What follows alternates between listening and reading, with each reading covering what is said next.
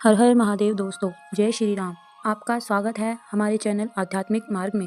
आज हम आपके लिए रामायण से जुड़ी हुई जानकारी लेकर आए हैं। रामायण में एक पहेली है जो बहुत प्रसिद्ध है। उसके अर्थ को आज हम आपको समझाएंगे, जो इस प्रकार है। नंबर 1, राम रावण के दामाद थे तो उनमें लड़ाई क्यों हुई। नंबर 2, सीता थी लक्ष्मण की बहन तो बहुजाई कैसे हुई। हमारा पहला प्रश्न है, राम रावण के दामाद थे तो उनमें लड़ाई क्यों हुई। यह हम जानेंगे इस छोटे से प्रसंग से। बहुत समय पहले की बात है, एक बार लंका में अकाल पड़ गया। जब लंका में अकाल पड़ गया तो रावण ने यहाँ तक कि ऋषि मुनियों से भी कर लेना वसूल कर दिया। फिर धीरे धीरे राक्षस ऋषि मुनियों पर भी आक्रमण करने लग गए। अब ऋषि मुनियों के पास धन संपत्ति तो नहीं है, तो उन राक्षसों ने उनका खून लेना शुरू कर दिया था। फिर कुछ दिनों के बाद रावण एक जंगल में घूमने के लिए गया तो उसी जंगल में एक गृत्समद नाम का पंडित रहता था, जो माता लक्ष्मी को अपनी पुत्री के रूप में प्राप्त करना चाहता था। वह पंडित एक मिट्टी के घड़े में रोजाना दूध चढ़ाया करता था। उस दिन वह पंडित कहीं बाहर गया हुआ था, तभी रावण आया और उसने उन ऋषि मुनियों पर आक्रमण कर दिया। फिर रावण ने उस पंडित की कुटिया में जाकर देखा तो उस कुटिया के अंदर वह मिट्टी का घड़ा रखा हुआ था।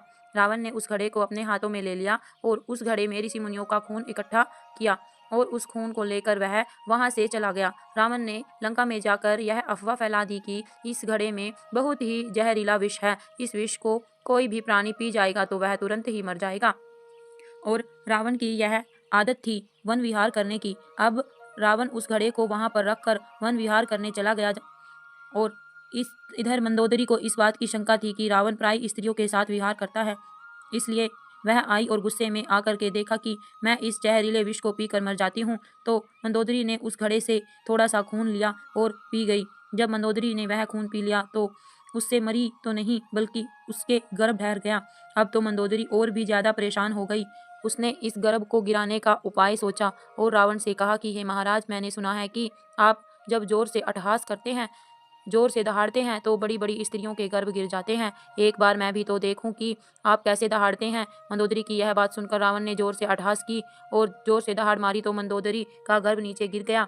फिर रावण वहां से चला गया। मंदोदरी ने नीचे गिरे हुए उस गर्भ को उठाया और उस गर्भ को उसी घड़े में डाल दिया और उस घड़े को ढक दिया। 2-3 दिन बाद भविष्यवाणी हुई कि अगर यह घड़ा इसी राज्य में रहेगा तो यहाँ पर भयंकर आपदाएं और अकाल पड़ेंगे, इसलिए इस घड़े को ले जाकर कहीं दूर जमीन में गाड़ दो। जब आकाशवाणी हुई तो रावण ने सोचा कि राजा जनक का जो राज्य है मिथिला, वह बहुत ही समृद्धशाली है। मैं उसी राज्य में इस घड़े को गाड़ दूंगा। फिर अगले दिन रावण उस घड़े को लेकर रवाना हुआ और मिथिला नगरी पहुंचा।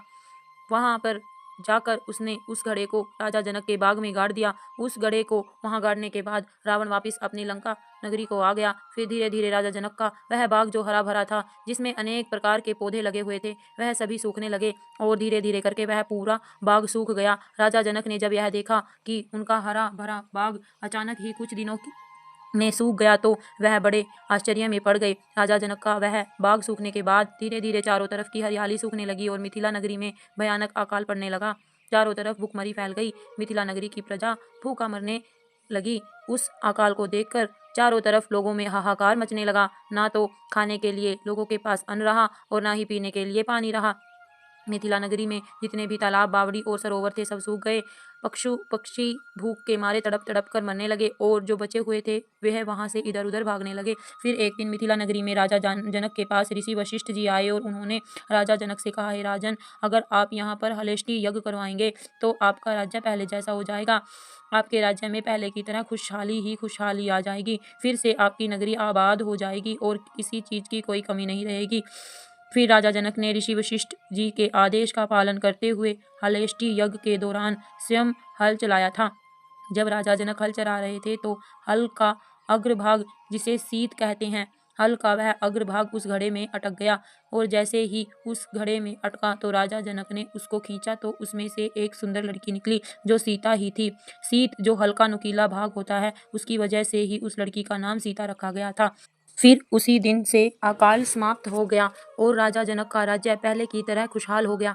फिर वह लड़की धीरे धीरे बड़ी होने लगी और जब वह बड़ी हो गई तो आपको पता ही है कि माता सीता का विवाह भगवान पुरुषोत्तम श्री राम के साथ कर दिया गया। लेकिन माता सीता के विवाह से पहले एक दिन रावण राजा जनक के दरबार में आया था और उसने माता सीता जी का हाथ देखा और हाथ देख कर के कहा, यह लड़की तो साक्षात मेरा काल है, क्योंकि एक बार यह लंका जाएगी और इसका जो पति होगा वह मुझे मार डालेगा। इसके साथ ही संपूर्ण लंका नगरी का विनाश हो जाएगा। ऐसा देखकर रावण वहां से चुपचाप लंका नगरी को चला गया। लेकिन रावण माता सीता की सुंदरता पर मोहित हो गया था। जो माता सीता जी थी वह असली पुत्री तो रावण की ही थी। वह मंदोदरी के गर्भ से पैदा हुई थी। राजा जनक तो उसके पालनहार थे, इसलिए राम रावण के दामाद हुए। अब राम और रावण में लड़ाई क्यों हुई? लड़ाई इसलिए हुई क्योंकि रावण ने माता सीता की हस्तरेखा में पहले ही यह देख लिया था कि मैं इस कारण से मरूंगा। यही विधि का विधान है, इसलिए उनमें लड़ाई हुई। और वैसे भी भगवान को उन राक्षसों का नाश करना था, क्योंकि रावण भगवान विष्णु का एक गण था। भगवान को उसका उद्धार भी करना ही था। हमारा दूसरा प्रश्न है, सीता थी लक्ष्मण की बहन, तो भौजाई कैसे हुई? अब यह तो आपको पता ही है कि सीता जी लक्ष्मण की भौजाई थी, लेकिन सीता जी लक्ष्मण की बहन कैसे हुई, यह हम जानेंगे इस प्रसंग से। लक्ष्मण जो थे वह शेषनाग के अवतार थे। आपको पता होगा लक्ष्मण के शेषनाग के सहस्त्र फन थे। उन सहस्त्र फनों में से एक फन जो वह सुलोचना को बुरी नजरों से देखता था। ऐसा कहा जाता है कि जो सुलोचना और सुनैना थी वह शेषनाग की पुत्रियां थी। इनका पालन पोषण भी नागलोक में ही हुआ था। शेषनाग के एक फन की नज़र सुलोचना पर पड़ी और उसने सुलोचना को गंदी नजरों से देखा, जबकि सुलोचना भी शेषनाग जी की पुत्री ही लगती थी। तो गंदी नजरों से जब एक फन ने देखा और जब शेषनाग जी को यह मालूम हुआ तो शेषनाग जी ने तुरंत ही एक फन को काट दिया। उस फन को काट दिया जो गंदी नजरों से देख रहा था। फिर उस फन का ही मेघनाथ बना था। इधर शेषनाग जी ने मेघनाथ उत्पन्न हुए थे और शेषनाग जी से ही लक्ष्मण जी उत्पन्न हुए थे। दोनों ही शेषनाग जी के ही अवतार थे। तो मेघनाथ की बहन सीता हो गई। क्यों हो गई? क्योंकि सीता मंदोदरी के गर्भ से उत्पन्न हुई थी और इधर मेघनाथ भी मंदोदरी के गर्भ से ही उत्पन्न हुए थे।